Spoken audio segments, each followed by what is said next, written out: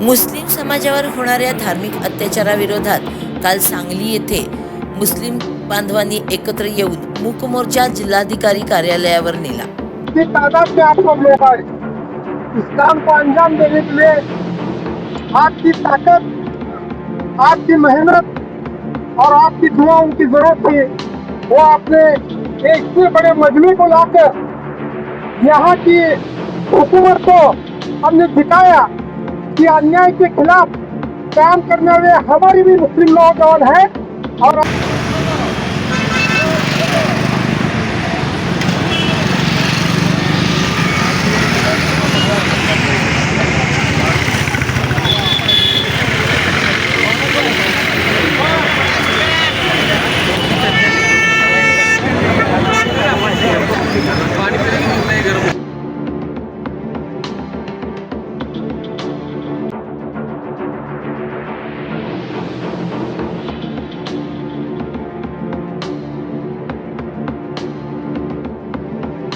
समाज समिति के आज समस्त मुस्लिम समाज समितीच्या तर्फे सांगलीतील तमाम मुस्लिम समाजाला मुस्लिमाच्या विरोधात होणाऱ्या अन्यायाच्या विरोधात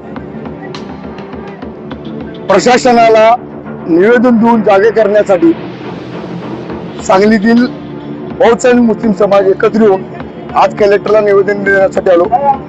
निवेदनाचा आशय असा होता की सांगली शहरामध्ये वारंवार मुस्लिम समाजाला टार्गेट करून वारंवार मुस्लिम समाजावरती त्यांची डुसकी भडकली पाहिजेत, त्यांची माती भडकली पाहिजेत, त्यांच्या हातून चुका झाल्या पाहिजेत, त्यांच्या हातून काय अनर्थ घडला पाहिजे या उद्देशाने मुस्लिम समाजाच्या विरोधामध्ये वेगवेगळे आंदोलन चालवले गेले। त्यामध्ये लॉ जिहाद, लँड जिहाद, परत मशिदीचे जागेच्या बद्दल लोकांपुढे खोटं बोल, लिटून बोल असे उद्योग करून मोठ्या संख्येने जमावून प्रशासकावर दबाव टाकून आता त्यांच्यात काय होत नाही म्हणल्यानंतर प्रशासनाच्या मार्फत मुस्लिम समाजावरती अन्याय करण्याचं काम चालू झालं।